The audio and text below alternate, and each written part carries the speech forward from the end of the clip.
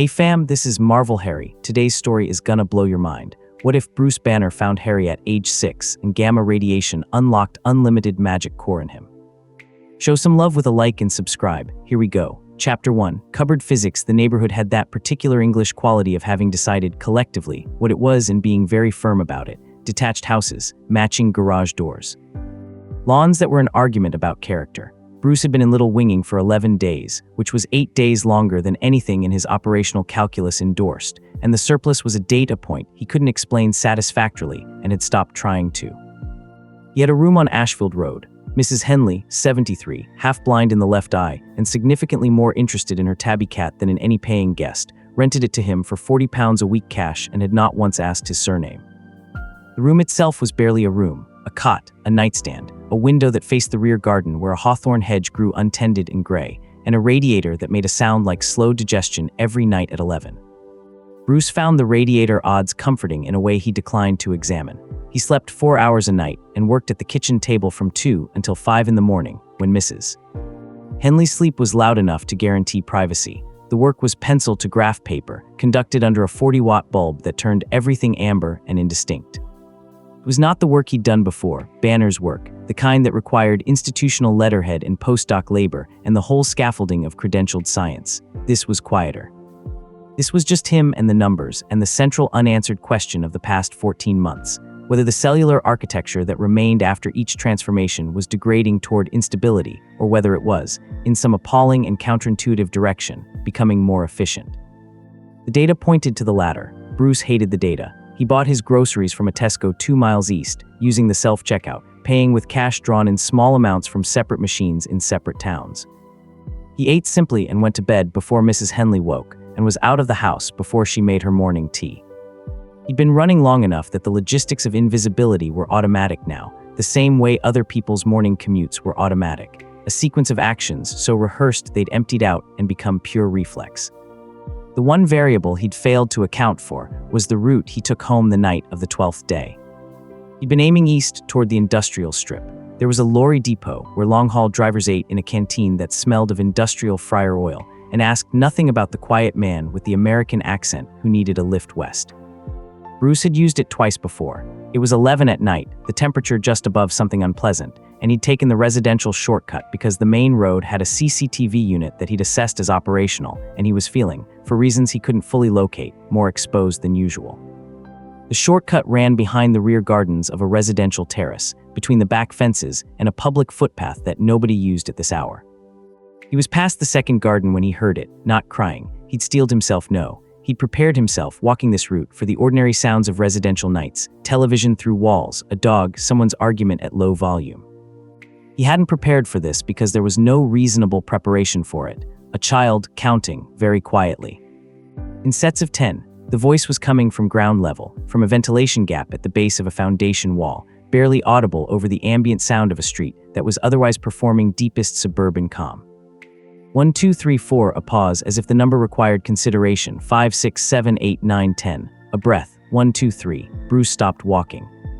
He stood on the public footpath behind the rear garden of number 4 Privet Drive and listened to the child count and felt the thing in his chest that was not his heart and told himself to keep moving and did not move. He stood there through 2 complete cycles of 10, and on the third he noticed that the voice had a particular quality. No distress in it, no performance, just the flat precision of someone deploying mathematics as a structural element, the way you'd use a tent pole in a windstorm. The counting was not an expression of fear, it was engineering. That was what stopped him more completely than anything else could have. He crouched beside the ventilation gap. "Hello," he said, which was objectively one of the more foolish things he'd done. He was crouching behind a stranger's garden at 20 past 11, speaking to a hole in a wall. The counting stopped. He let the silence sit, somewhere 2 streets over, a car door. Then, "Who's there?" The voice was approximately the size of a sparrow and had the specific careful quality of a child who has learned to take inventory before committing. "My name's Bruce," he said. "I was walking past. I heard you." He paused. "Is there someone home in the house?" "They're asleep." A short pause. Uncle Vernon locks the door. 2 statements. Between them, a fact that Bruce's brain assembled without wanting to. "Have you been in there long?" "Since Thursday." The voice considered. "Uncle Vernon's angry." "Is he often?" He stopped. He already knew. "Yes," the voice said, saving him from finishing. "Are you hurt?" A silence that had a specific shape, Not the silence of someone deciding whether to answer, but the silence of someone doing an honest audit. Not badly, it concluded. The qualifier was 3 syllables. It weighed considerably more. What's your name? Bruce asked. Harry. He repeated it silently, the way you repeat a word to establish it as real. Harry. I want to get you out of there. Is there a latch on the inside of that panel? A sound of movement, a small body adjusting position, and then, yes, it's stiff. Take your time. More sounds. The specific patience of small hands working a mechanism in the dark. Bruce waited, and the night stayed quiet around him, and the hawthorn hedge on the other side of the footpath smelled of spring damp and something faintly floral, and the ventilation gap produced, after 40 seconds, a wooden slat swinging outward on metal hinges that had not been opened recently enough to stay cooperative. And then the smell, close and specific, mildew, old wood, the dusty sweet smell of a child's unwashed skin in sleep. It hit Bruce with a concreteness that no amount of preparedness could have blunted. A hand emerged. Small fingers finding grass, gripping it. He was out in 30 seconds. Harry moved through the gap with the practiced cooperation of someone who knew his own dimensions exactly, who had done this calibration before. He stood up in the garden grass, and Bruce had the impression, before anything else, before any specific observation, of radical smallness, not just physical. The kind of smallness that was a learned posture, that a person had been arranged into from outside. He was 6 years old. He was wearing a t-shirt that read Dudley's 5th birthday in faded iron-on letters, and a pair of shorts that reached past his knees, both garments approximately 2 sizes large, and therefore belonging to someone else.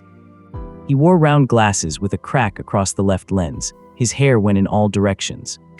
His eyes, once he turned them up toward Bruce, were very green and startlingly awake, the eyes of someone whose intelligence had not had the decency to go dormant under adverse conditions. He looked at Bruce. He looked the way a person looks when they are assessing something, and making no pretense of doing otherwise, taking him in with a thoroughness that had no self-consciousness in it, just methodology. The look arrived at a conclusion, and something in Harry's posture made a small, almost imperceptible adjustment, not relaxation, more like confirmed. Bruce pulled his bag around and got his sweatshirt out. He had a thermal under it, the night was warm enough, and held it down to Harry, who looked at it for approximately 4 seconds in a way that was not suspicion but was checking.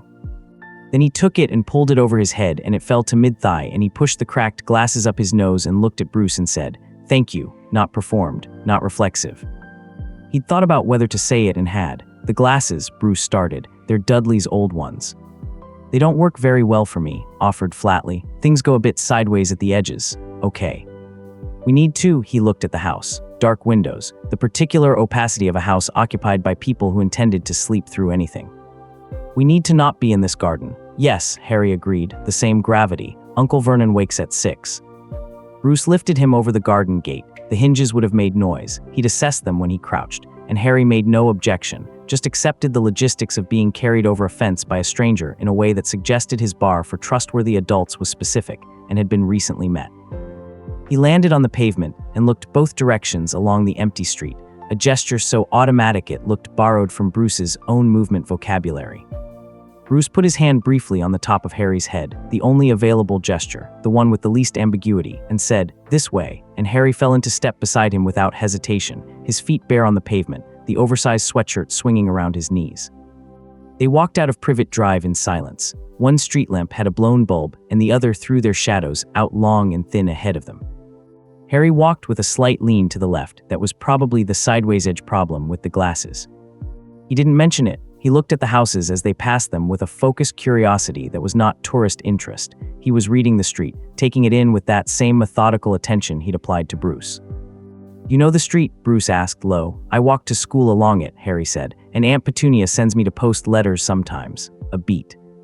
"When I haven't done anything wrong recently." Bruce kept walking. His hands had curled slightly in his pockets. He uncurled them deliberately, kept walking. Mrs. Henley's spare room had the cot and the nightstand and the hawthorn hedge view, and the radiator was doing its digestion impersonation distantly down the hall. Bruce made toast in the kitchen, white bread, the only kind Mrs. Henley bought, and butter from the dish in the fridge, and he put it on the table, and Harry sat across from him and looked at it with a brief, unguarded expression that lasted a half-second before he controlled it, and then he ate. He ate 3 pieces with a focused precision that was not urgency, 3 pieces with considered bites and careful chewing. After the second piece he slowed, and Bruce recognized what he was looking at, a child managing the instinct to eat fast, eating deliberately because someone had decided to eat deliberately. He'd made the decision at some point between the garden and here. Bruce pulled the bread aside after the third piece and said, slowly, and Harry looked at him across the table with those green eyes and nodded once. Bruce poured water. Harry took the glass with both hands wrapped around it and drank in the same measured way. How long? Bruce said. Before Thursday. Where did you usually sleep? The cupboard. Harry said this with no particular emphasis, the same register he'd used for the glasses and the counting, pure information. Bruce set his pencil down on the table. He'd picked it up without noticing, the reflex of a man who processes through notation. It's not so bad, Harry said, and there was nothing defensive in it, nothing protesting. He was reporting. There's a shelf for things. Uncle Vernon put a mattress in it before Dudley's birthday 2 years ago because Aunt Petunia said guests might. He paused, refiling. I have a torch. I used to read by it, but the batteries ran out in February. 6 months without batteries, 6 months with the torch and no use for it, and no one replacing them. Are you a policeman? Harry asked. No, a doctor, the weight behind that word now, the layers. I have a doctorate too, actually, biochemistry and physics. Harry's face did something considered. That's a lot of school, he said. It is, despite everything. Yes, you move around, Harry said. He wasn't asking. He was noting the bag in the corner, the quality of someone packed and ready. Like a knight on a chessboard, the L-shaped piece that can go around corners. Bruce stared at him. Dudley has chess, Harry said. He doesn't play it, but the pieces look interesting through the keyhole.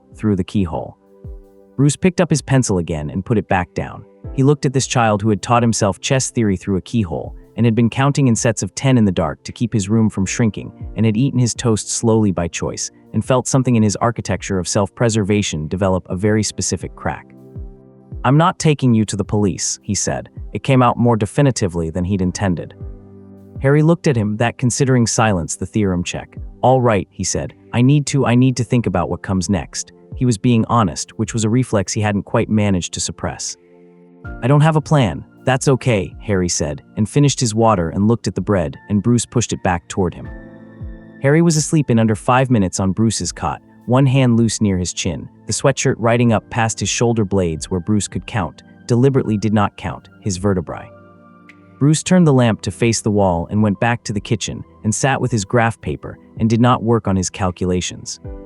He sat there and thought about Ross, who was likely in a 300-kilometer search radius centered on the Mesa Flats incident, which put him in the continental United States or possibly NORAD-proximate Canada, not England.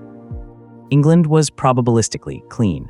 The drone network he'd been tracking before leaving the States was geosatellite-reliant and had specific coverage gaps over Western Europe if you knew where the gaps were, and Bruce knew where the gaps were.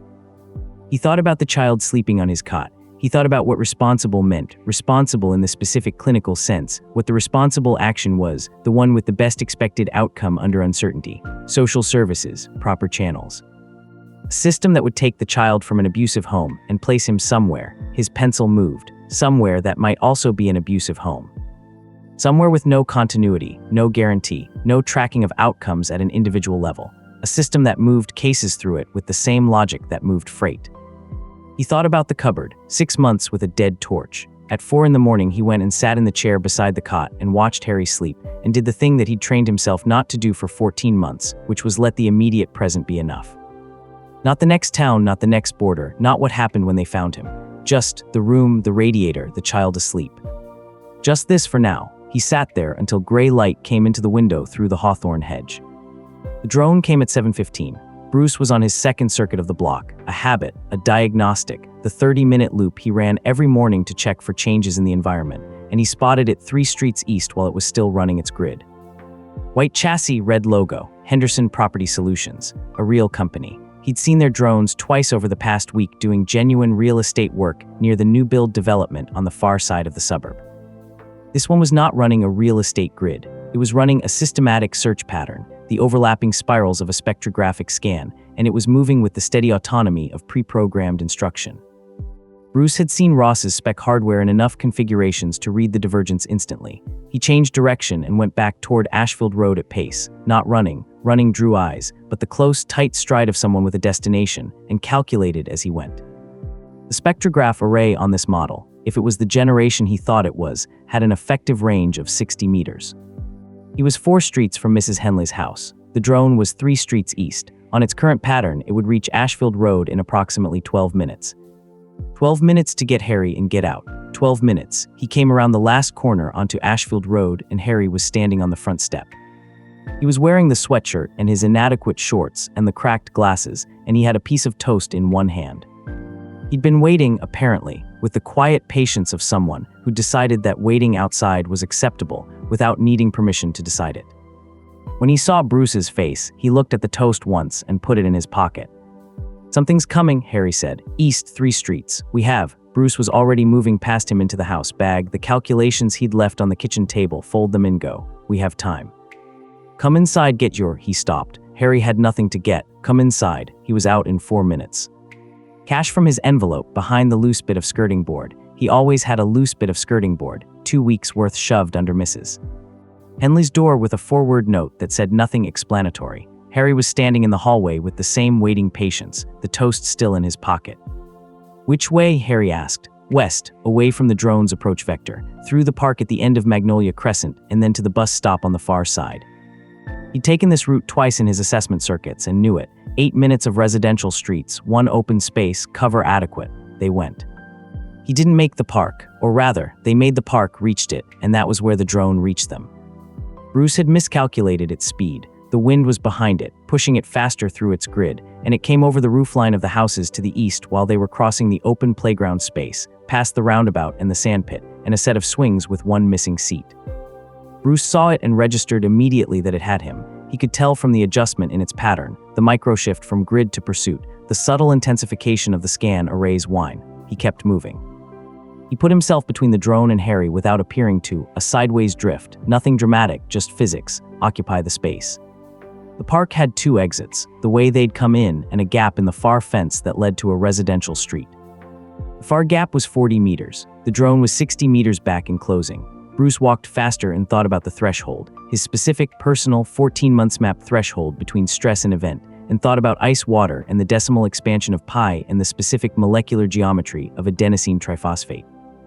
He thought about anything with enough structural density to hold the threshold where it was. He was at 30 meters from the far gap when Harry's hand found his forearm. It was a light touch, 2 fingers and a thumb through the sleeve of his thermal, the grip of a child who had learned to make contact quietly rather than loudly. Not pulling him back, not anything with direction. Just, "I'm here, I can feel what's happening in your arm, I'm here." The threshold eased, fractionally, enough. Bruce looked down at Harry, who was walking beside him looking straight ahead, hand still on Bruce's arm, and said, "We're almost at the..." The drone spectrograph engaged. He heard it in his back teeth, the specific high-frequency click of an active scan initiating, the sound he'd learned the way surgeons learn the sounds of specific instruments. This was the high-resolution setting, the one calibrated to his particular gamma signature, the one Ross's people had been refining for over a year using the Mesa Flats readings and whatever else they'd managed to collect. The scan hit Bruce and his own biology answered it, because his biology had been answering similar scans for 14 months and had learned, at a cellular level, to treat them as threat equivalents, and threat was the thing, was always the thing, was the word his amygdala knew how to spell in Hulk. He shoved Harry sideways. He put everything he had into the directive, get clear, and the heat that had been at the base of his spine all morning went from simmer to incident in the half-second it took to push a child out of a gamma scan's focal path. But the scan wasn't just hitting Bruce. The drone's spectrograph, the high-resolution Ross-calibrated model, had a focusing lens array, a concentrator. It was designed to take a diffuse gamma signature and resolve it to its source, to cut through ambient radiation and find the specific signal, the way a telephoto lens cut through atmospheric haze. The lens was focusing the scan energy as well as reading it, and Bruce's mid-transformation output, the eruption of a change that hadn't completed, that was half-realized, stuck between Bruce Banner and the other guy at the precise moment of maximum gamma output, was hitting that lens, and the lens was doing what lenses did. It was redirecting it, off Bruce, who was at the change's thermal peak, radiating in all directions, through the concentrator. Into a coherent beam, into the focal point of that beam, which was the beam hit Harry in the chest. Bruce saw it happen. He was in enough of the change to see the gamma output as color. He always saw it as color, close up, a green that came before green had a name, and the beam was that color and it hit Harry and Harry made no sound. The change completed. It crashed through Bruce's last rational resistance and took him like weather, green and massive and without apology. The drone had 1 second of registered data before the other guy's fist removed it from the air with a percussion that set off 3 car alarms on the adjacent street. 1 second of data transmitting, the baseline signature it had been hunting, spiking off every scale it had. And a second reading, a reading the drone's AI flagged automatically as anomalous. No baseline match because there was no baseline for it in any database the system could access, because it did not belong to anything that had ever been scanned before. The drone's AI transmitted everything it had in that 1 second before the hardware became airborne fragments. Then the other guy stood in the children's playground with wreckage in its hand and looked at the small boy on the ground. Bruce came back on the rebound. The impact, the drone, the physics of impact, sent a spike of pain up through the other guy's arm that translated into a specific neurological event in Bruce's frontal cortex, a shock to the system that served sometimes as a circuit breaker. It had worked twice before in 14 months. It worked now. The change unwound in 30 seconds of agony that Bruce experienced mostly on the ground, on his hands and knees in the playground rubber matting, breathing through clenched teeth, feeling his skeleton decide what size it wanted to be today. 6'2". Today 6'2". He pushed himself up and looked at Harry. Harry was sitting up in the grass at the playground's edge, 3 meters from where Bruce had pushed him. He was sitting the way a person sits when they've had the wind knocked out of them, very still, very present, taking inventory. His glasses were on the grass beside him. He'd put both palms flat on the ground. The grass around his palms was growing. Bruce's first coherent medical brain assessment was impossible. His second was observe first, classify later. The grass was growing in a specific pattern, radiating from Harry's hands in the precise geometry of a diffusion wave, blades extending to seed head in seconds, a carpet of dense new growth spreading in a circle. Clover appeared, dense and sudden. A small yellow flower that had no business being in a playground in August bloomed and seeded itself in approximately 4 seconds. The growth reached its edge, approximately 2 meters of radius, and stopped. Harry looked at his hands. The light was coming from them. Yellow-green internal, not reflected. The specific yellow-green of 510 nanometer emission, Cherenkov frequency, the light of charged particles moving through a medium faster than the medium's light limit. Bruce knew that light. He'd seen it in reactor footage. He'd never seen it come from a person's hands. Harry looked up at Bruce. His expression was the same expression he'd had for everything, the inventory look, the theorem check. That was different, he said. Bruce, on his hands and knees in the playground, said, "Yeah." "Did I do the grass? I think you did." He pushed himself to standing. He was missing his shirt, transformation casualties, 14 months of destroyed clothing, and his thermal had held barely. He looked at Harry's hands at the light at the new grass. His mind was already running. Gamma absorption, conversion efficiency, the specific metabolic impossibility of, are you in pain? Harry held his hands out, palms up, and studied them with genuine curiosity. "It feels full," he said. "Like after eating but much, like I've been breathing into spaces that were empty before, and now they're full, and they want to keep filling. A self-sustaining reaction." The thought arrived fully formed, and Bruce didn't examine it yet, didn't have time. He had to examine it later with paper. "Can you walk?" "Yes," Harry stood. He moved without difficulty, no pain response in his body language, nothing favoring anything. He reached down and picked up his glasses and put them back on and looked at the growing grass one more time. Then he looked at Bruce's forearm. There was a gash there. Bruce noticed it when Harry noticed it, a cut from the drone's chassis somewhere in the impact physics he hadn't tracked properly. It was bleeding with the steady persistence of a wound that wasn't serious, but wasn't stopping. Harry looked at it and looked at his own hands, and then with the careful expression of someone uncertain of a skill they're attempting anyway, he put 2 fingers against the cut. The bleeding stopped, not slowed, stopped. The skin at the wound's edges drew together with a faint warmth that Bruce felt through the dermis and the underlying tissue, and somewhere in his cellular architecture that recognized something, recognized it the way you recognize a language you don't speak but have heard. The skin closed. A faint scar line, gone in 30 seconds. Harry took his fingers back and looked at them. He seemed to be adjusting a model. "Oh," he said. "Yeah," Bruce said. He was very aware of the car alarms still going. Of the 3-second transmission window the drone had had before he'd destroyed it. Of the specific mathematics of location fix radius versus travel time.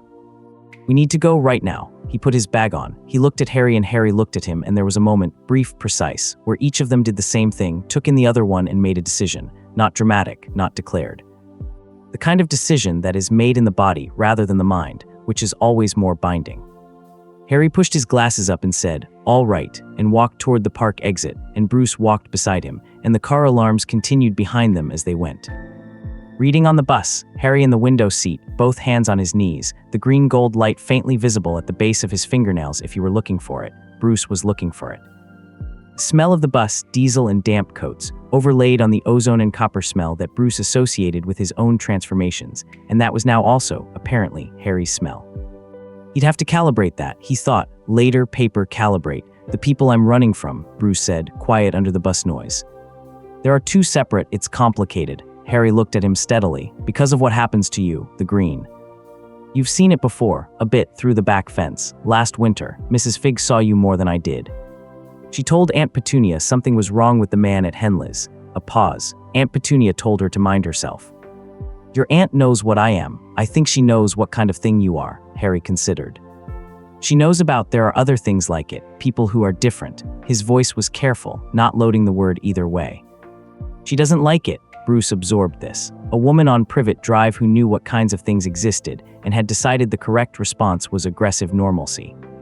He thought about blood wards, which he didn't have language for yet, which he would have language for later once he'd built the framework. You're one of them, he said, the different ones. Harry looked at his hands on his knees. The light was there, very faint in the daylight. I suppose I must be, he said. Things happen around me, they've always happened. He was quiet for a moment. I used to think something was wrong with me, and now. Harry looked out the window. The Reading outskirts went by, gray and retail. Now it feels like something woke up, he said, and it's big. And I don't mind it yet. Bruce sat beside him, and the bus moved west, and he ran numbers on the ceiling of the bus that only he could see. The drone had transmitted for 3 seconds. 3 seconds of data. The location fix would be approximate, 6 kilometers maximum, based on triangulation latency at Ross's processing speed. They'd moved since the playground. The transit records would take 12 hours to subpoena and cross-reference, assuming they had the right jurisdictional authority over UK transit, which assumed a level of Anglo-American intelligence cooperation that existed on paper and in practice ran approximately 18 hours behind the paper. Tonight, Wales. Tomorrow, another town. After that, somewhere with no transit records and a week's worth of staying still, he needed paper. He needed a week. He needed to know what the self-sustaining reaction was actually doing to a 6-year-old's tissue density and cellular structure. And he needed to know what magic was, specifically in terms of its physics, because magic is real was an observation, and magic is a fifth-field phenomenon propagating through a medium distinct from the 4 known force carriers, was the beginning of a theory, and Bruce Banner needed theories, the way other people needed food. Are you doing the summing thing? Harry asked. Bruce looked at him. Yes, what does it say? That we need to get to Wales tonight. He paused, and that I need graph paper. And books, Harry said, not asking for himself, or not only for himself, just noting that the category existed and was available. And books, Bruce said. Harry nodded. He settled back in his seat and looked out the window with the contained, particular satisfaction of someone who has done a calculation of their own and found it coming out correctly. His shoulder made contact with Bruce's arm in the minimal way, not pressing, not demanding, just present. Just this contact is acceptable and I'm accepting it. Bruce didn't move away. The bus moved through the Reading suburbs and the countryside opened up ahead of them, gray-green under an August sky that couldn't decide on its weather, and the light at Harry's fingernails pulsed, once, twice, like a signal. Like a system testing its own capacity. In Hogwarts, in the room that accessed the Hall of Prophecy through 3 locked doors and a password only 2 living people held, a copper instrument on a shelf had been turning for 5 years. It was approximately the size of a small birdcage, made of interlocking rings in 3 axes, each ring engraved with symbols that predated the runes most contemporary wizards used. It had been built for one purpose, to monitor a specific magical signature in a specific location, to turn as long as the signature held, to stop when the signature changed. It stopped at 7:23 in the morning on a Wednesday in August, not because the signature ended. Because the signature changed. Because the signature, a child's magical aura, suppressed for 5 years by environment and by necessity, turning in its slow monitored rhythm, was replaced in the span of 3 seconds of data by something that the instrument registered as it would register the sun replacing a candle. Not a substitution but an obliteration of scale, an input so far past its measurement range that the rings, after 3 revolutions attempting to track it, simply stopped. It wasn't a failure, it was the instrument working exactly as designed, reaching the edge of what it could record and stopping there. The instrument sat still on its shelf. Dust settled on the rings, 3 rooms and 2 passwords away, in the headmaster's office with its circular walls and its sleeping portraits and its particular quality of historical weight. Albus Dumbledore was eating a sherbet lemon. He set the sherbet lemon down precisely on his blotter. He walked to the instrument shelf. He walked the same way he did everything, unhurried, entirely present, and he looked at the still rings. He looked at them for a considerable time. Fox, he said, The phoenix on its perch opened one amber eye and did not sing. Dumbledore went back to his desk and sat down and pressed 2 fingers together against his lips in an arch, which was the gesture he used when he was moving through the implications of a thing rather than the thing itself. In the portraits, the painted headmasters of previous centuries slept their painted sleep. The castle made its stone sounds. He thought about a blood ward that had gone dark. He thought about a copper instrument that had stopped. He thought about a reading, if the instrument was to be believed, and he had built it himself in 1979 with 2 assistants, and it had never given him a false negative. That was not a suppressed magical signature anymore, and was not the natural development signature of a magical child's gradual awakening. It was something that had no prior entry in his experience, which was an extensive experience, which was not a category he filled readily. He thought about tools. He noticed himself thinking about tools. He put the thought aside, in the careful, deliberate way of a man who has learned which of his thoughts require supervision. "Minerva," he said to the room, which listened. He pulled his quill from its stand and a sheet of parchment from the drawer and began writing. Not to Minerva, it turned out, to someone else, someone with very specific skills and the particular virtue, for this moment, of being discreet and fast.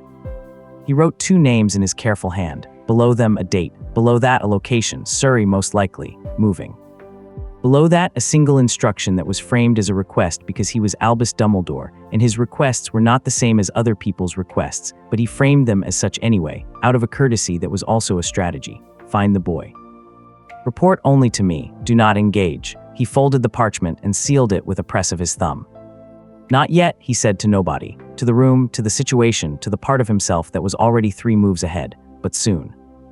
In a facility in Maryland, in a basement floor accessed by a biometric reader and a secondary password and a tertiary physical key, an analyst named Lieutenant Chen was looking at 3 seconds of spectrographic data from a drone she hadn't known was deployed.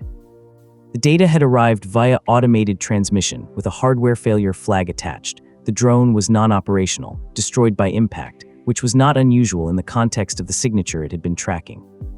What was unusual was the second reading. The secondary signal that the drone's AI had flagged anomalous, no baseline match before the hardware, made its unscheduled contact with an extremely large fist.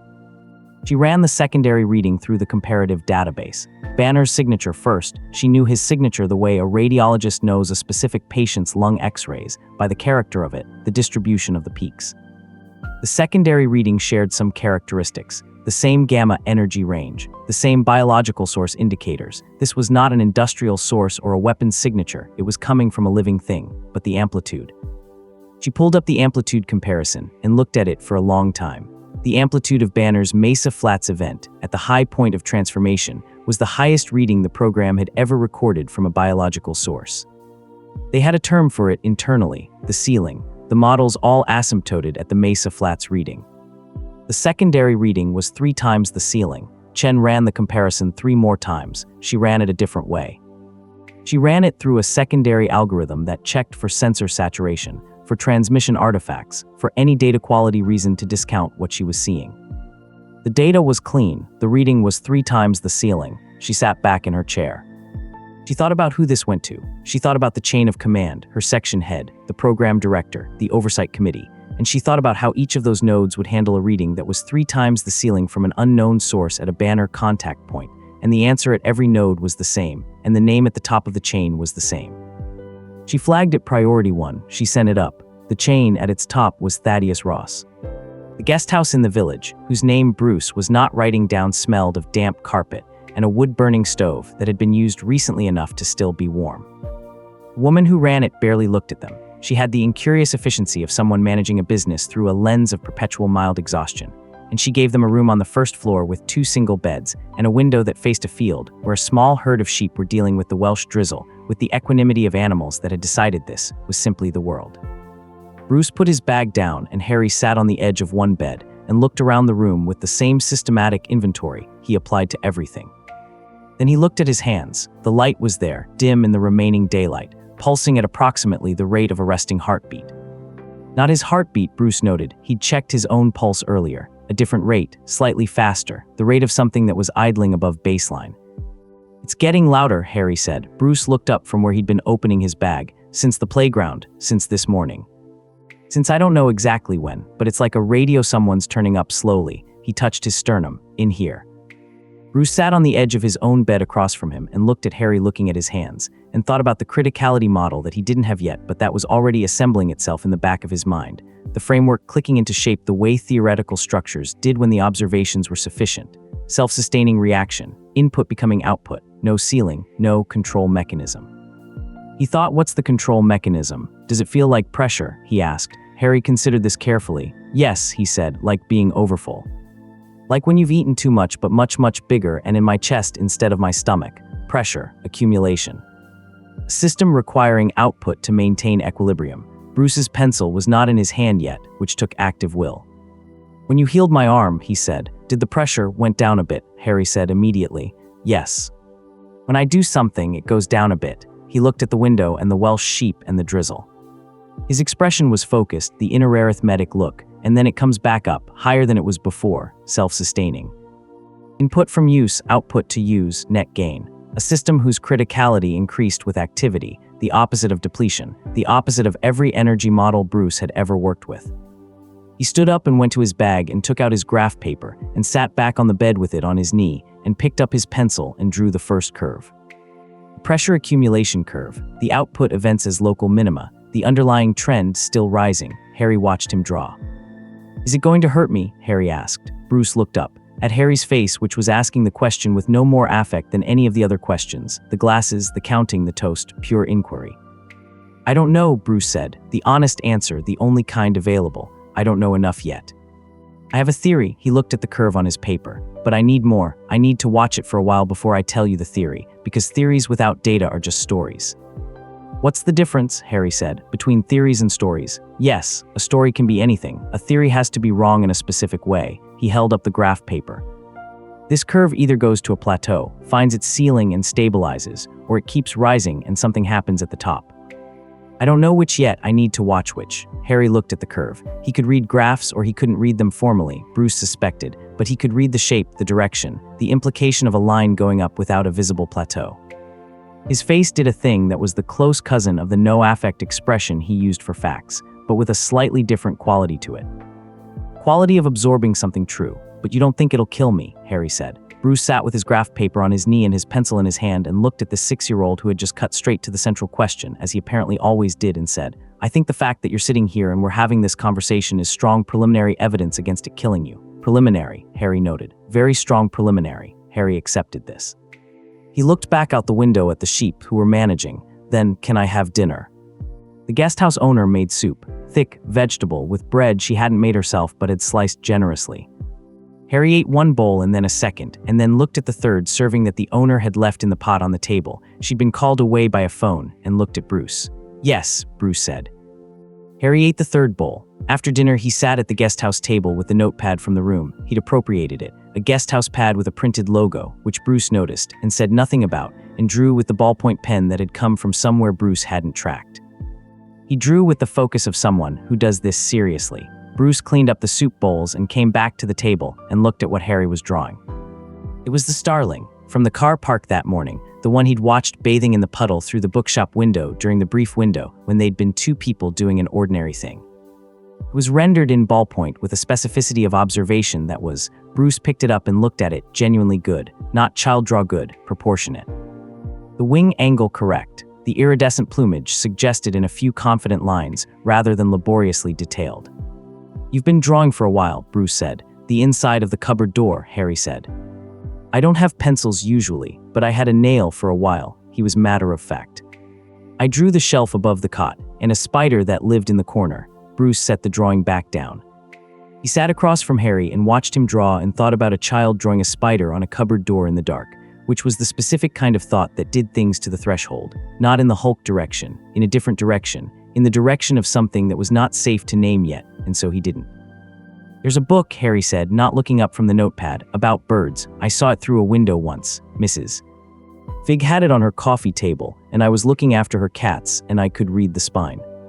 It had a starling on the cover. We'll get it, Bruce said. Harry looked up. Tomorrow, Bruce said. Before we move north, we'll find a bookshop. Harry looked at him for a moment with that theorem check look. Then he looked back at the notepad and drew the starling's eye, a single precise dot. All right, he said. He drew. The light from his hands was very faint on the notepad's surface, a yellowing of the paper, a warmth. Not visible unless you were looking. Bruce was looking. Outside, Wales was dark and wet and a long way from Surrey, and the gap was growing, and Bruce sat across from a child drawing a bird on a notepad by the light of his own hands and thought about control rods and pressure valves, and the specific ongoing miracle of a system that kept producing when it should, by every known rule, have simply ended. What changes, he thought. In the playground, something had changed. He looked at Harry, at the drawing, at the careful, present, utterly unsentimental way Harry was doing exactly the thing in front of him, not the thing behind or the thing ahead. What changed was, Bruce had someone to protect who didn't need to be told they were being protected. Who would, he suspected, push back at some point, probably soon, with calm certainty and a complete disinterest in authority. Who had slept in a cupboard and taught himself chess through a keyhole and drawn a spider on a door in the dark, and had somehow, through all of it, come out the other side with his curiosity intact and his judgment functional and no particular interest in feeling sorry for himself. What changed was, Bruce Banner, who had spent 14 months making himself into something too small and too quiet and too alone to be worth finding, had found something worth finding first. He picked up his pencil and turned to a new page of graph paper. He started drawing the curve from the beginning, with more care this time, incorporating the new data points, the pressure accumulation, the output minima, the self-regenerating baseline. He drew it out properly, with axes and units and the kind of notation that meant something. Then he wrote at the top of the page, in his scientist's habit of titling a working document, Subject H. Day 1, Preliminary Observations. He paused. He crossed out subject. He wrote Harry Day 1. He put the pencil down and looked at this for a moment. Then he picked it up and kept working. The radiator, somewhere down the hall, began its digestion sound. Harry drew. The sheep in the field, invisible in the dark, were still out there managing. The road north was waiting in the way roads always waited, with the complete indifference of things that existed regardless of who used them. Bruce worked until 2 in the morning. When he looked up, Harry was asleep at the table with his cheek on his arms, the notepad under his chin and the pen loose in his fingers, and the starling drawing face up where Bruce could see it. He looked at it, the wing angle, the iridescent lines, the single precise dot of the eye for a long time. Then he went and got the blanket from Harry's bed and put it over his shoulders and left him there and went back to his graph paper because the curve was wrong in a fascinating direction and he wanted to know why. Chapter 2, Convergence Protocol. The Welsh rain came in sideways and had an opinion about it. Bruce was at the guest house's small table by 6 in the morning, 3 pages of calculations dense enough to make his eyeballs ache, a cup of instant coffee cooling at his elbow. Harry was still asleep at the table where Bruce had left him, the blanket rucked up around his shoulders, the starling drawing face up under his chin. The room held the particular gray of early Welsh morning, the kind of light that came through glass without committing to anything. The numbers were about energy density, specifically, the relationship between the gamma absorption event and whatever Harry had been before it. Bruce had been circling this for 6 hours and kept arriving at the same place, which was that his model was wrong in a way that was interesting rather than catastrophic, which meant it was useful. He'd built the model on the assumption that the gamma radiation had amplified something pre-existing, had taken a fixed quantity of magical energy and made it louder, more available. Amplification was a clean model. It was also completely insufficient to explain the curve he was drawing. Because amplification had a ceiling, even aggressive amplification, even tripling, quadrupling a signal, preserved the original system's constraints. And what he was observing in Harry had no ceiling. The pressure accumulation Harry had described waking up with, cross-referenced against his own timeline, quiet yesterday morning and now it's like talking versus shouting, had a slope that didn't plateau. It climbed. And if the output events were local minima rather than expenditures, if doing things didn't deplete the system, but only temporarily relieved it before the accumulation resumed at a higher baseline. He drew the curve again, drew it out to its implication. This was not amplification, this was criticality. The word had a specific technical meaning, and he used it in that meaning precisely, the nuclear term for a fission chain reaction that had become self-sustaining. The threshold past which every output fed the next input, past which external energy was no longer required, past which the reaction could not simply stop, because stopping required more intervention than continuing. Nuclear reactors achieved criticality by design and maintained it through control rods, materials inserted into the reaction to absorb neutrons, to interrupt the chain, to bring the output down to the level where human infrastructure could manage it. Every reactor had control rods. He looked at Harry sleeping. A 6-year-old boy, self-sustaining, no ceiling, and whatever control mechanism existed was, what? Accidental, deliberate. He'd told Harry to keep the circuit open. to bleed pressure through intentional use, and Harry had understood immediately and applied it. Which suggested the mechanism was available, which suggested it was intrinsic rather than imposed, which suggested. "You've been awake all night," Harry said. Bruce looked up. Harry had his cheek on his arm still, looking at Bruce across the table through his cracked glasses, which had shifted sideways during sleep. He looked at Bruce with the calm inventory look, assessing the circles under his eyes, and the 3 pages of dense annotation, and the cold coffee with equal impartiality. "Most of it," Bruce said. "Did you figure something out?" "2 things. He turned the graph paper around so Harry could see it. "The first thing is that what happened to you isn't what I thought it was. I thought it was amplification, like making something that was already there bigger." He tapped the curve. "But this is different. This is, have you ever seen a fire start from rubbing sticks together?" Harry looked at the curve and then at Bruce. "Mrs. Fig showed me once, in her garden. The sticks don't add fire to the system. They convert friction into heat, into ignition, into a reaction that sustains itself.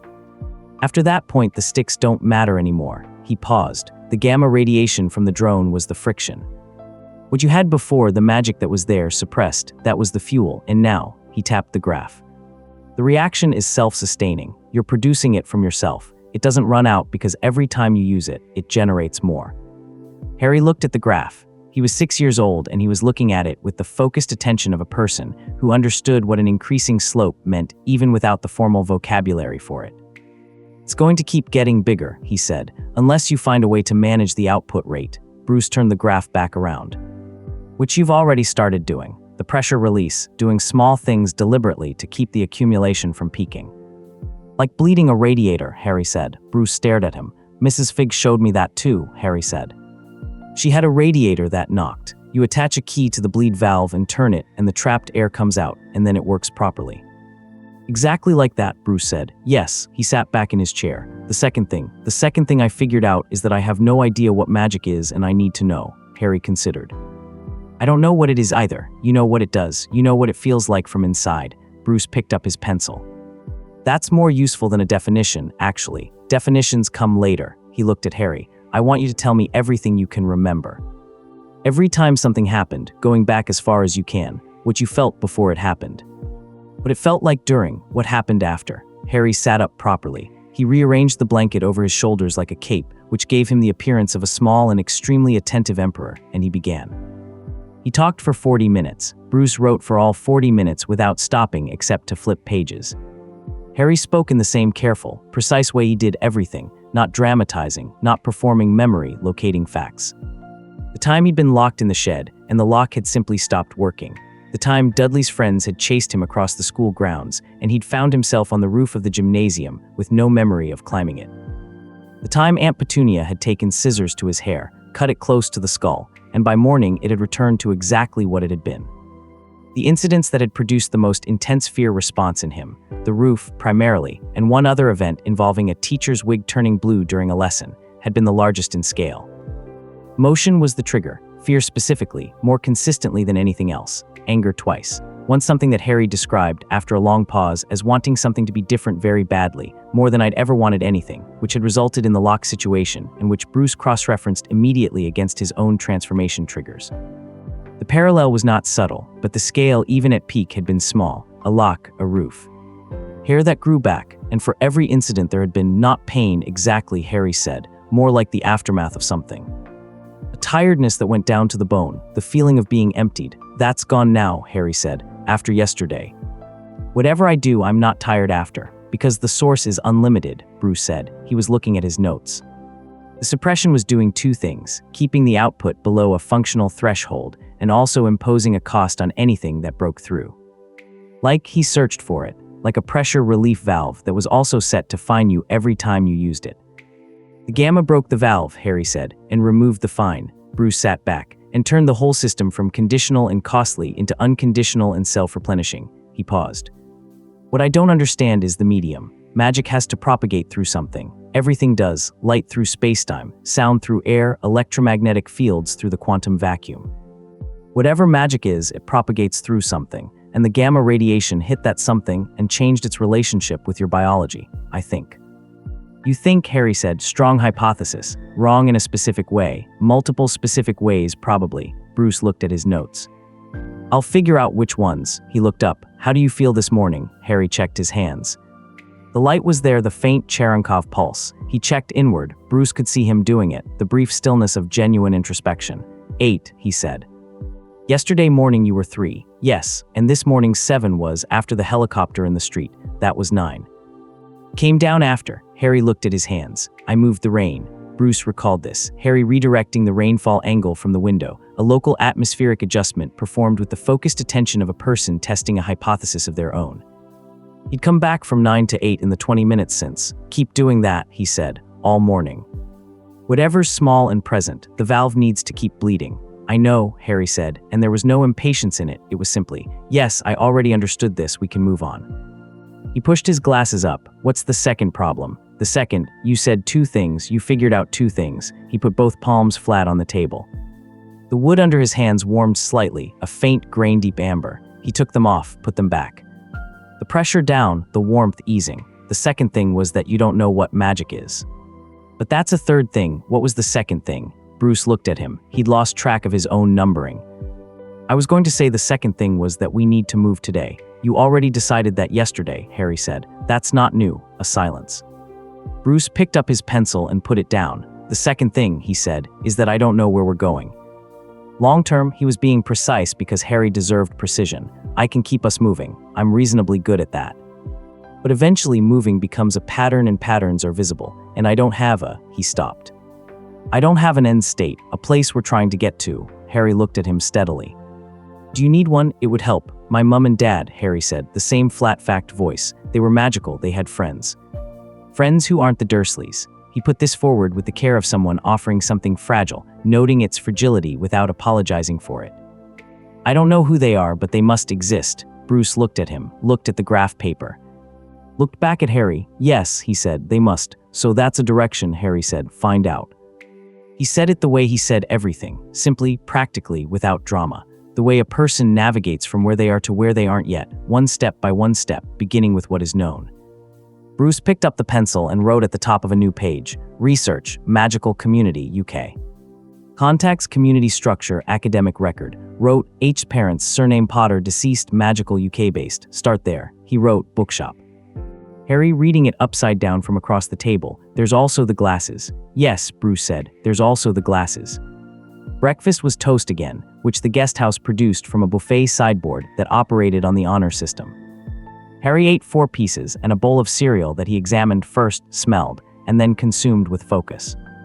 Bruce drank coffee that was better than it had right to be, which he suspected Harry had done something to, without mentioning it.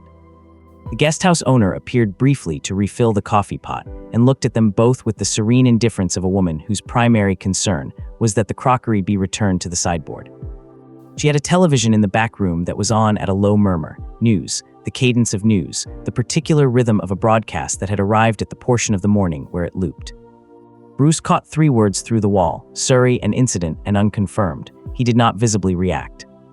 He refilled his own coffee. He said quietly to Harry, eat quickly. Harry ate quickly. He did not ask why. He wrapped 2 pieces of toast in a paper serviette from the basket and put them in the pocket of the sweatshirt without discussion, and Bruce picked up his bag from the bottom of the stairs where he'd left it ready, and they were out the guesthouse door in 4 minutes.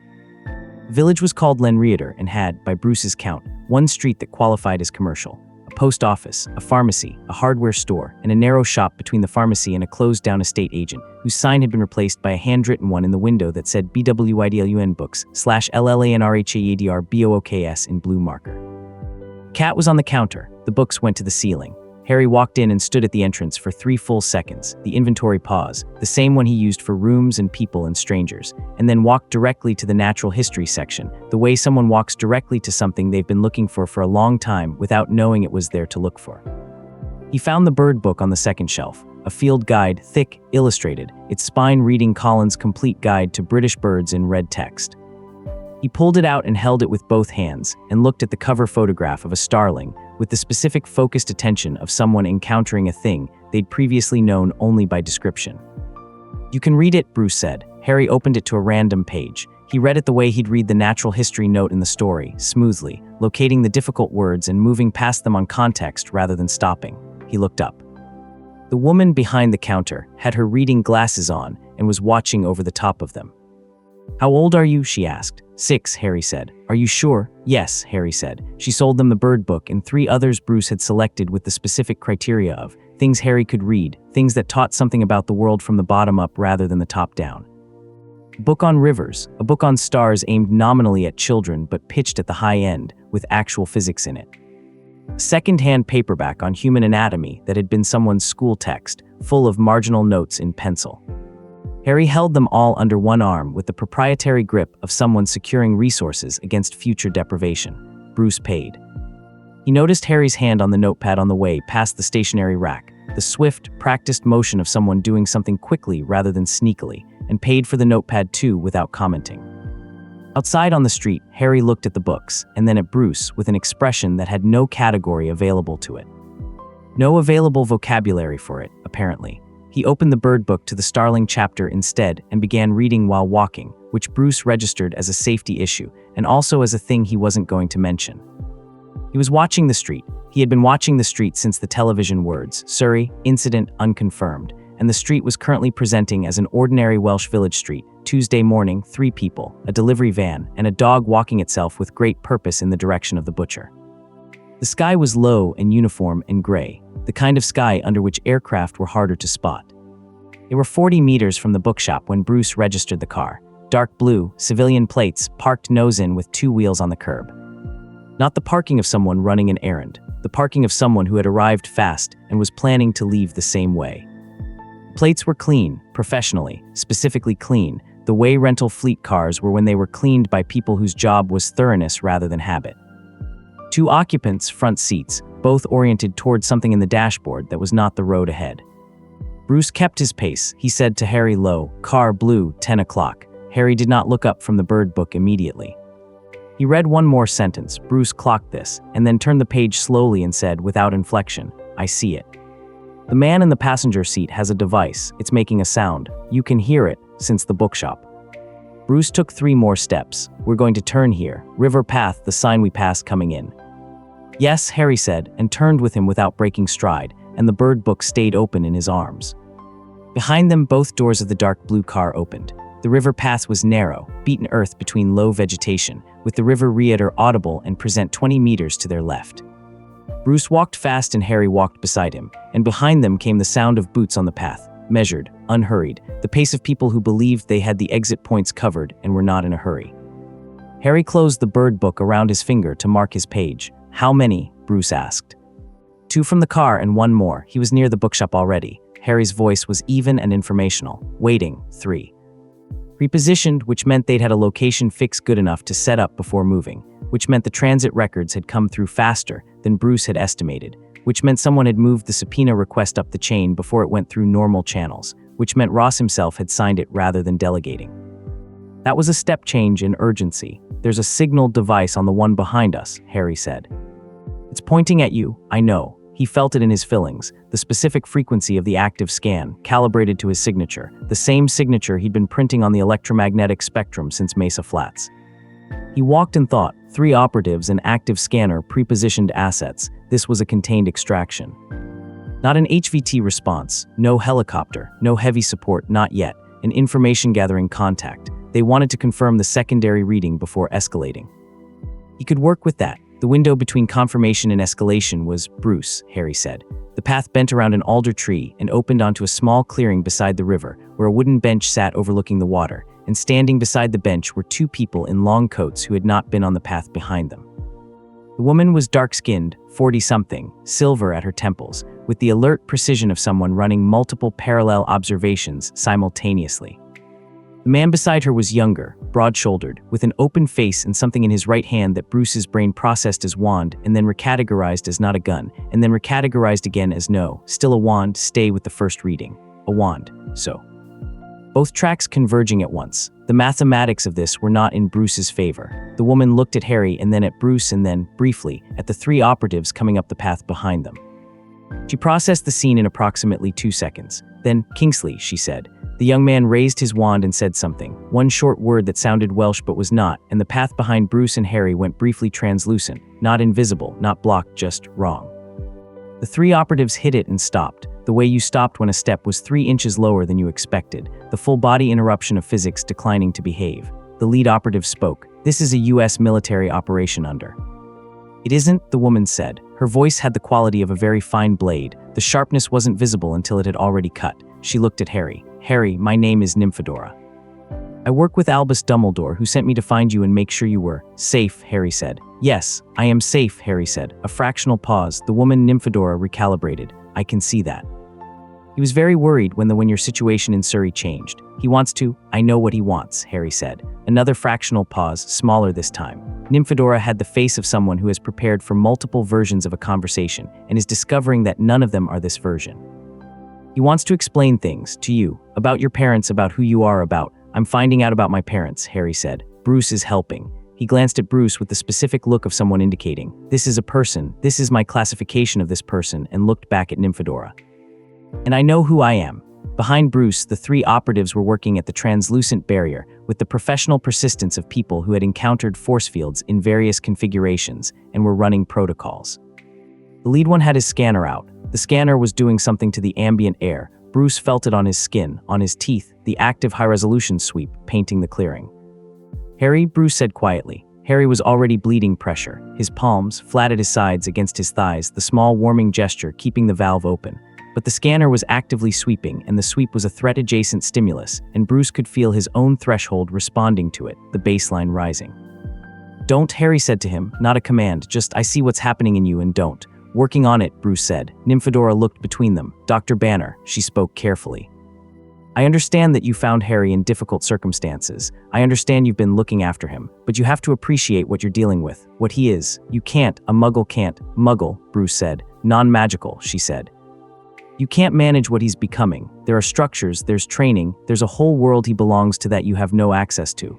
"I have access to him," Bruce said. "Which is the only access point that matters. There's a war." "He's 6, Bruce said, for the second time to the second person. He found he didn't mind repeating it. "I know how old he is." And in Nymphadora's voice briefly was the thing Bruce had heard in the outline of her face since she'd appeared. Not cynicism, not cruelty, something more worn. The weight of a position she held because she believed in it while also understanding exactly what it cost. "I know. I also know what's coming, and the cost of him not being prepared." "Then we're in agreement," Bruce said. "He should be prepared, trained, educated." He met her eyes. "Not now, not like this. Not by being removed from the one stable thing in his current situation and handed to an institution that made the decisions that produced the cupboard." Nymphadora was quiet. The river made its river sounds. Kingsley, behind her, had his wand half raised and was watching the barrier with the focused attention of someone maintaining a piece of active spellwork. Then the helicopter came. Not from the south, from the northwest, low and fast, beneath the cloud ceiling, a military-grade transport running no visible markings. It came over the valley ridge and dropped to a 100-meter hover over the clearing, and the rotor wash hit like weather, immediate and total. Nymphadora's coat snapped. The river surface churned. The alder branches threw themselves sideways. Harry looked up at it. His hands opened at his sides. The valve open. The scanner that the lead operative behind them was holding began emitting a sound, not an alarm, not mechanical failure, but the specific sound of a device receiving a reading it was not designed to receive. The operator's face did the thing faces do when instrumentation reports something impossible, a brief arrest, a stutter in the expression. The helicopter's winch was moving. A figure descending, black-clad, professional, then a second, the ropes playing out in the rotor wash. Harry watched them descend. He reached down and picked up the bird book from where he'd tucked it under his arm. He held it in both hands against his chest and looked up at the two figures on the ropes, 30 meters, 25, and then he looked at Bruce. Bruce was shaking. He wasn't transforming. His control had held, brutal and deliberate. The calculus working because the calculus had to work. Because transforming here meant a blast radius that included Nymphadora and Kingsley and Harry, meant the operatives on the path behind them, meant the village 200 meters north with its bookshop and its honor system sideboard. His hands were white at the knuckles. His vision had a green tinge at the periphery that he was managing by main force. Harry watched him. "Bruce," he said. Bruce breathed. "Look at me," Harry said. Bruce looked at him. Harry's hands were on the bird book, and the light from them was going into the cover and back out again. Steady, deliberate, and his eyes behind the cracked glasses were the specific green they always were, and he looked at Bruce with the same look he used for everything, inventory, theorem, present, and said, "You can hold it." It wasn't encouragement. It was a reading. He'd taken his data and given his result. "Yeah," Bruce said, breathing. "Yeah." The figures on the ropes were 15 meters up and descending, and Nymphadora had turned to watch them with an expression that was calculating the geometry of 3 different problems simultaneously, and Kingsley's wand had moved to track the helicopter without his face changing, and the scanner was making its impossible reading sound louder now. Harry turned. He faced the helicopter. He raised one arm. The gesture had no theatrical quality, no performance in it. It was purely functional, a person reaching towards something, and the light from his hand went outward, not a beam, not an explosion. Field expanding from the point of his palm like a wavefront, like the ripple from a stone dropped in water, except the stone was dropped upward and the water was air, and the ripple traveled through the air's molecular structure, and through the helicopter's metal frame, and through the active scanner, and through the barrier Kingsley had built on the path, through all of it, reorganizing nothing, destroying nothing, simply occupying. The figures on the rope stopped descending, not because of an obstacle. They moved their arms. Bruce could see them move their arms, but the ropes had ceased to cooperate with the concept of descent. They hung in the field of Harry's attention the way particles hung in a magnetic field, constrained by geometry they couldn't argue with. The scanner's sound stopped, not because it had failed, but because the field had given it a reading so coherent and total that there was nothing left to report. The scan was complete in all directions simultaneously, the instrument saturated, its job technically done. The helicopter's rotor wash cut, not the rotors. The rotors were turning, the aircraft was not failing. But the rotor wash simply stopped reaching the ground, as if the air below the aircraft had decided not to participate in the turbulence. Nymphadora said something in a language Bruce didn't recognize. From the tone, it might have been profanity. Kingsley said nothing. He was watching Harry with the open face of someone whose model has been replaced entirely, working with new inputs. Harry looked up at the helicopter and said very clearly, in the voice he used for reading aloud and for refusing things, "You should go away now." The helicopter did not go away. It banked. 50 meters west, 100, and held position there with the dogged stability of a machine operated by people who had protocols for everything and were currently running out of applicable protocols, but had not yet been given the order to leave. Bruce watched it hover and thought, Ross is on the line. Ross is on a satellite phone or an encrypted channel, and his analysts are reporting the impossible reading, and Ross is doing what Ross did, which was take in data and conclude, and not stop concluding until he had a vector. The river path was clear. The translucent barrier had dissolved when Kingsley's attention went to the helicopter. The three operatives behind them were back in motion, slower now, recalibrating. Nymphadora turned to Bruce. Her face had the look of someone who has revised their assessment 3 times in 4 minutes and is settling on a 4th that might hold. The field, she said. He didn't build it. He didn't cast it, he just, yes, Bruce said. There isn't a mechanism for that. You don't generate a field by wanting a field. There's intention, there's gesture, there's language, there's wand movement. There's a whole infrastructure of conversion between intent and action. His infrastructure is different, Bruce said. I think the gamma event bypassed it. The conversion mechanism between intent and outcome. I think he's operating on direct throughput. Nymphadora stared at him, in English.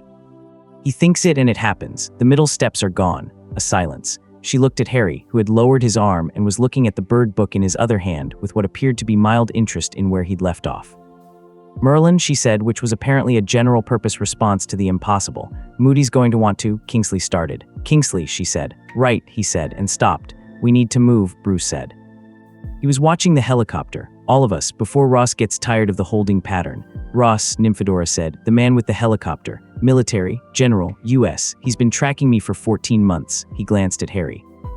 He's had a secondary reading since yesterday morning that he can't classify and can't walk away from. He looked back at Nymphadora. You know what that combination produces in that type of person. Escalation, she said, rapidly. They went north out of the village on the river path, then cut east on a bridleway that took them into high field above the valley.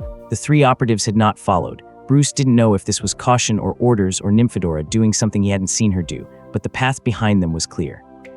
The helicopter maintained its 200-meter holding position and tracked them, visible above the valley ridge, patient and loud. Harry walked beside Bruce and read the bird book. He was at the starling chapter.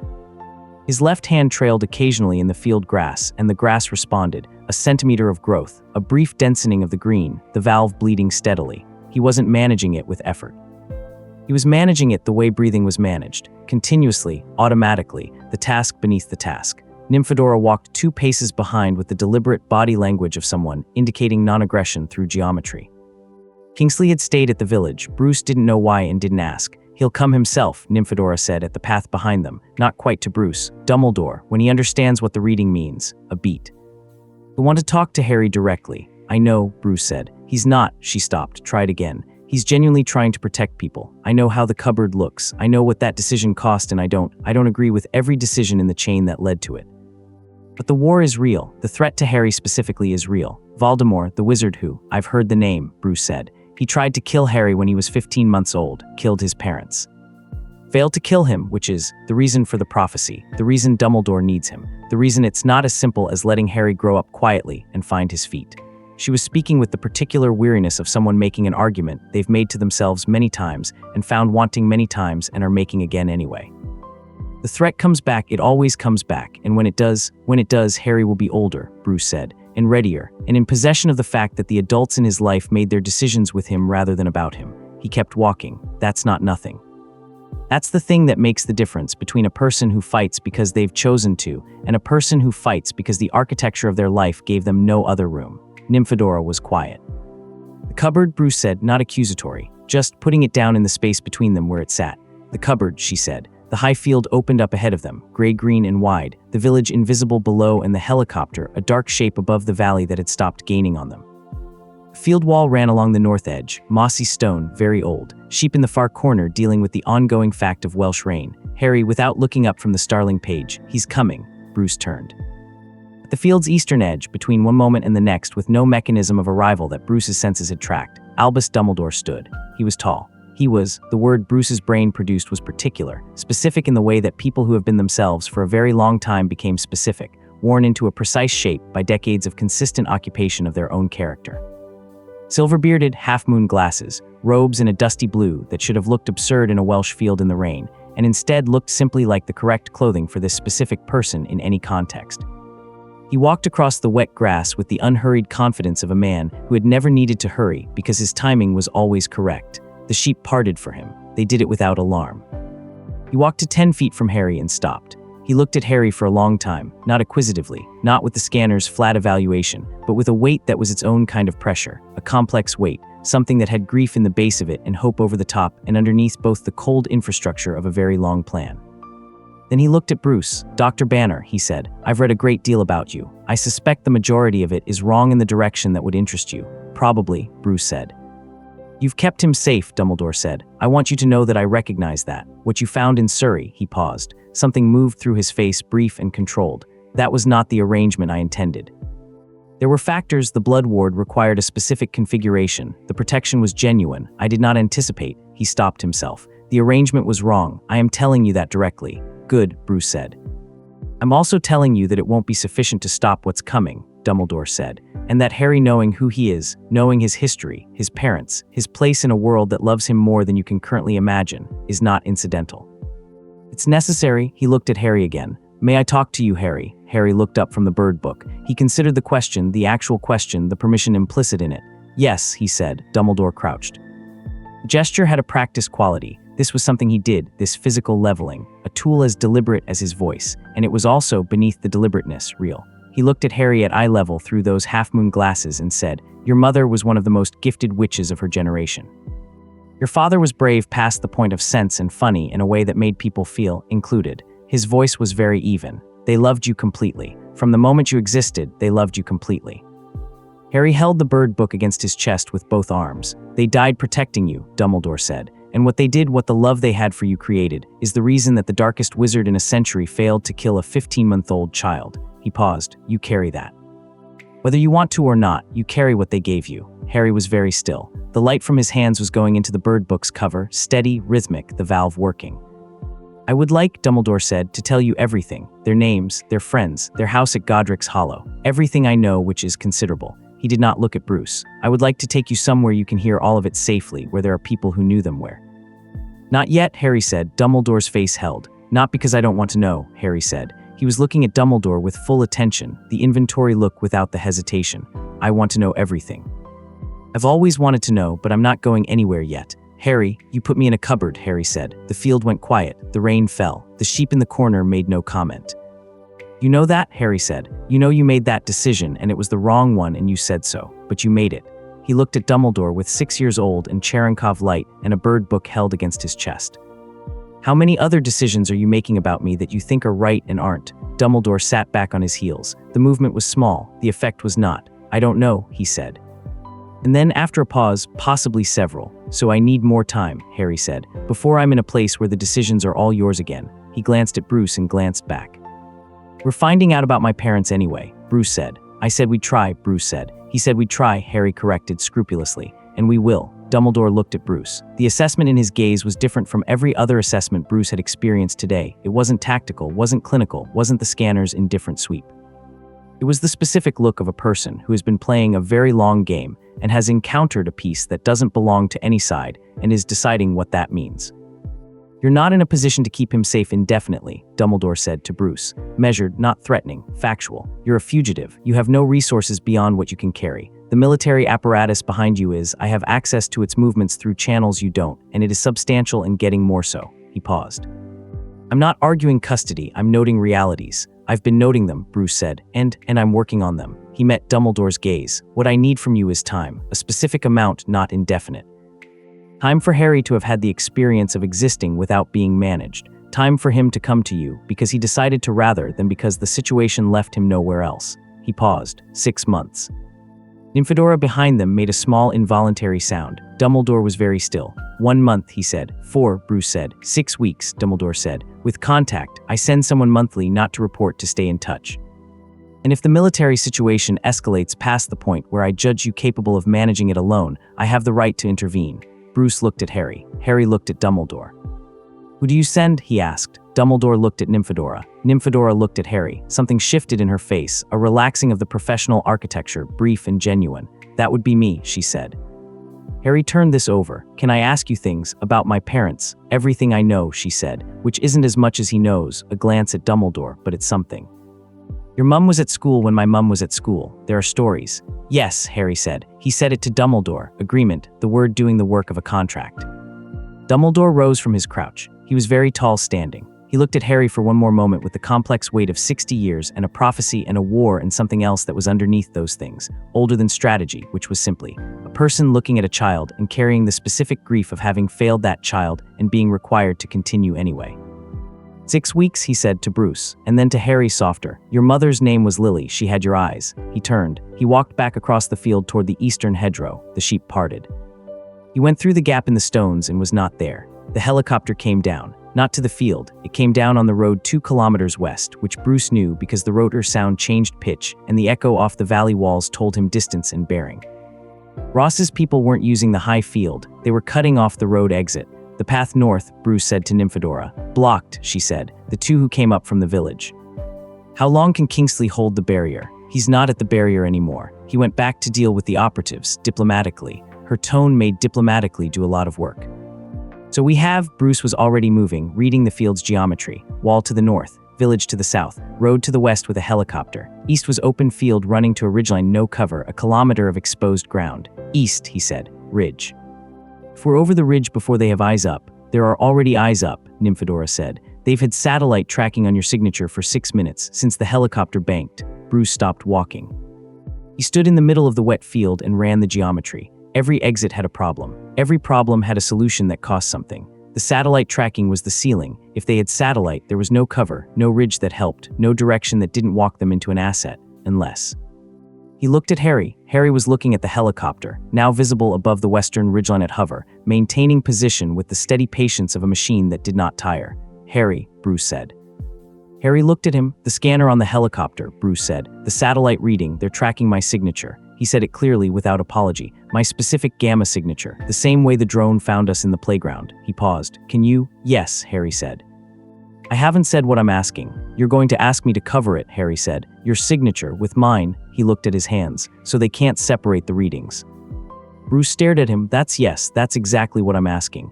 And if they track mine instead, your reading is unclassified. They have nothing to compare it to. It buys us time." "Buys us how much time?" "Enough to get off this hill." He held Harry's gaze. "If you think you can do it." Harry looked at the helicopter. He looked at the field. He put one hand briefly on the field wall beside him. The old stone, mossy, centuries under Welsh rain, and something came back from it into his palm, some quality of having endured, of having simply persisted through everything that had happened around it. He took his hand back. "I don't know if I can do it," he said, "but I think I can try." "That's enough," Bruce said. Harry closed his eyes, not dramatically, just the practical necessity of concentration, the same way you closed your eyes to listen to something faint. He stood in the field with his arms at his sides, and the light from his hands stopped being the Cherenkov pulse and became something else, spread upward through his arms and across his chest and into his shoulders and up his neck, and the color of it shifted. From yellow-green to the specific Bruce signature green, the Mesa Flats green, the green Bruce's own body emitted at baseline, and it went outward from Harry in a field that had no visible boundary, and Bruce felt it on his own skin, the covering, like a frequency matching a frequency, like a signal being absorbed into a broader signal. The satellite's tracking algorithm would see one reading. A massive reading, yes, Harry's baseline dwarfed Bruce's, even at idle, but a single coherent source, unclassified, anomalous, not the target they were looking for. Nymphadora beside them, she stopped. That's impossible. Add it to the list, Bruce said. He's replicating your signature. He's never seen your signature. How is he? He felt it, Bruce said. He's been next to me for 2 days. Harry opened his eyes, the covering held. It's working, he said, not triumphant, reporting, checking the proof. How do you know? The satellite above us, I can feel it looking. He glanced up at the sky precisely, at an angle that should not have corresponded to anything visible. It looked and it moved on. Nymphadora said something in the Welsh-adjacent language that Bruce had now fully classified as profanity. Right, Bruce said. East, ridge, now. They went over the ridge and down the far side into a valley that was not the village's valley, which was the entire purpose of ridges. Nymphadora knew a farmhouse, a magical family, she said, the word magical doing the work of sympathetic to our situation, and they came to it at 4:30 in the afternoon, cold and wet and present in the specific way that people were present after sustained danger. Very awake, very aware of being alive, taking in the details of ordinary things with unusual attention. The farmhouse kitchen smelled of wood smoke and something being cooked with root vegetables and a great deal of conviction. The farmer's wife, who was small and brisk and looked at the four of them with an expression that suggested unusual arrivals were not unprecedented, sat them at the kitchen table and put bowls in front of them before anyone had explained anything. Harry ate. He ate with the focused totality he brought to food when food was good, and the soup was good, and he ate 2 bowls and was halfway through the bread when he looked up and found Bruce looking at him, and looked back down and ate the rest of the bread with slightly more composure. Nymphadora was at the far end of the table doing something with her wand that Bruce gathered was communication, rapid, encoded, the wizarding equivalent of an encrypted channel. She kept her voice low. Bruce sat across from Harry and drank his soup and felt, in his own body, the specific exhaustion of a day that had contained too many variables. His hands were steady. They'd been steady since Harry had said, "Look at me," in the clearing. He held that observation and turned it over. Harry was not looking at his own hands now. He was reading the bird book, which had survived everything, which he'd held through the helicopter and the field and the ridge and the valley descent without putting it down except to eat. He was at the owls chapter. Owls, Bruce said. Harry said, which was reading voice acknowledgement. I was told recently that magical people send letters by owl, Bruce said. Harry turned a page. They do. I told you about the owls on Privet Drive. If someone wanted to send a letter to Albus Dumbledore, Bruce said carefully, through official channels, would an owl work? Harry looked up. In 6 months, Bruce said, or whenever you're ready. I'm just thinking about the logistics. Harry looked at him with the inventory look, the theorem, the checking. This time what he was checking was different. Not a fact about the world, but a fact about Bruce. Something he was reading in Bruce's face that had to do with 6 months and whenever you're ready and what those phrases implied about what came after. You'll still be there, Harry said, not a question. Yes, Bruce said. Harry looked at this, checked the proof fully. Then, owl's work, he said, and went back to the book. Ross arrived at the farmhouse at 7 in the evening. He came in a car rather than a helicopter, which meant someone had told him something that made theatrics seem like the wrong approach.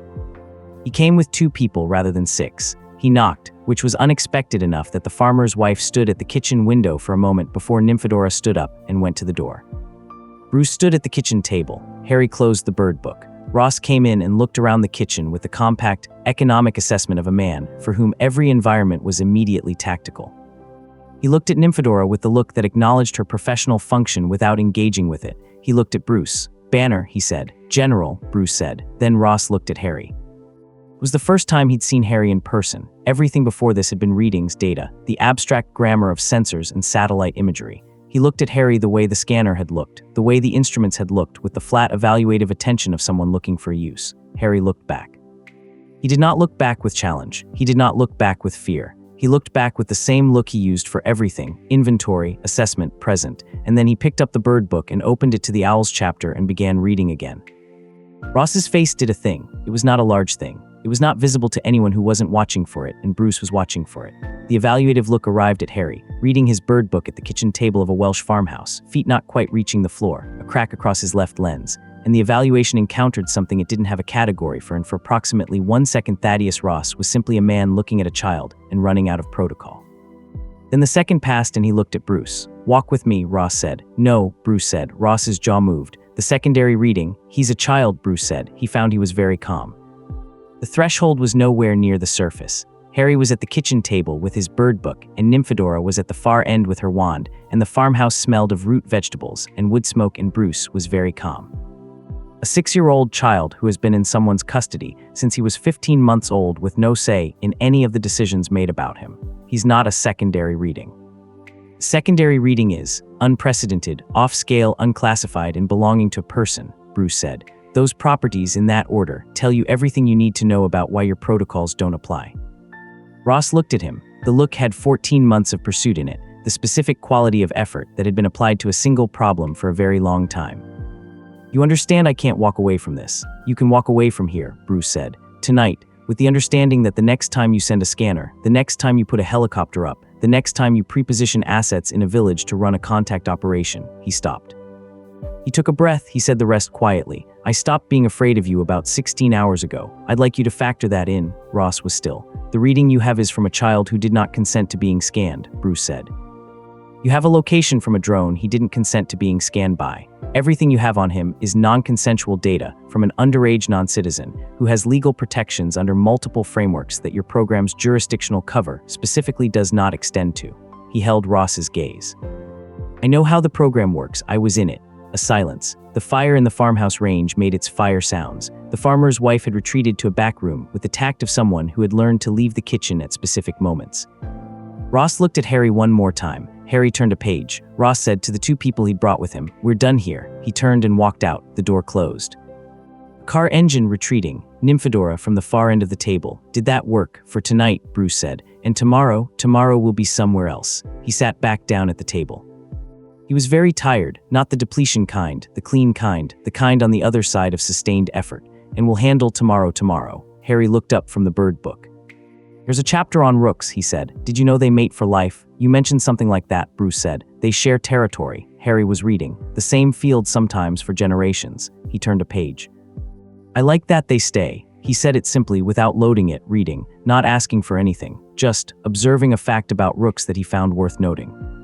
Bruce looked at him and looked at his graph paper in his bag, and looked at the 3 pages of calculations he'd started in the gray morning, and thought about what the criticality model said about the next week, the next month, the next year, the endless self-sustaining reaction, and the pressure valve, and the small, deliberate, manageable things you did to keep from going critical, to keep the chain from running away into an event that couldn't be walked back. He thought small, deliberate, manageable things like this, exactly this. He picked up his pencil. He wrote at the top of a new page, Harry, day 2. He drew the curve again with 2 days of data now, the slope and the minima and the underlying trend. He sat with it. The farmhouse was warm. The fire made its sounds. Harry read about rooks. They left before dawn. The road north ran through a landscape that was still deciding between winter and nothing, gray hills, pale sky, the specific quality of very early morning in a country that kept its weather close. Harry was in the passenger seat with the bird book open to the rooks chapter, and a piece of toast from the farmhouse kitchen held between 2 fingers. Eating while reading with a facility that suggested this was a skill he intended to maintain. The rook, he said reading, builds its nest communally, in rookeries that can house several hundred breeding pairs. The same trees are used year after year, the nests repaired and added to each season. Building on what's already there, Bruce said. Yes, he ate the toast. He read, they're very loud in the morning. The book says rookeries are characteristically noisy. That'll be fine, Bruce said. Harry looked at him sideways, a rook-specific assessing look. You don't like noise. I like some noise. What kind? Bruce considered this. The road ran north and the sky was beginning at the horizon to consider the possibility of being light. Productive noise, he said. Things that are loud because they're doing something. Harry considered this in turn with the same gravity. Then he went back to the rooks. He read for a while in the comfortable silence of someone who had found a reliable quiet and was simply occupying it. Bruce, he said, not looking up. Yeah, Lily, he said. That's a good name. He said it with the care of someone handling something that had been important for a long time without his knowledge. My mum's name. It's a good name, Bruce said. Lily Potter, Harry said, testing the full form, giving it its complete weight. He looked at it, not literally in the middle distance, in the way you looked at something being assembled. Lily Potter, and then I'm going to find out everything. Yeah, Bruce said. We are. The sky ahead of them made a decision and went from gray to the particular pale gold of a morning that had been present all along but waiting. The road ran into it. Harry turned a page. The hills were very green in the new light, and very old, and the rooks in the high trees along the ridge were doing what rooks did in the morning, loud, communal building.